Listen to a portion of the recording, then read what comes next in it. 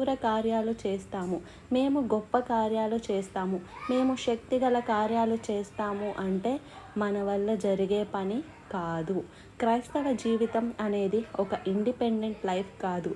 క్రైస్తవ జీవితం ఇండిపెండెంట్ లైఫా? ఖచ్చితంగా కాదు. It's all about depending upon God. దేవుని మీద ఆధారపడే జీవితం క్రైస్తవ జీవితం. లోకస్తులు ఏమంటారంటే, నీవు అనుకుంటే ఏదైనా సాధిస్తావు, నువ్వు తలుచుకుంటే ఏదైనా సాధించేయచ్చు, ముందు నువ్వు అనుకో, ముందు నువ్వు నిలబడు, నువ్వు ఏదైనా సాధించగలవని లోకం కొన్నిసార్లు లోక సంబంధమైన జ్ఞానం కలిగిన వారు మనల్ని ప్రోత్సహించాలని మోటివేట్ చేస్తారు. కానీ క్రైస్తవ జీవితం అలాంటిది కాదు.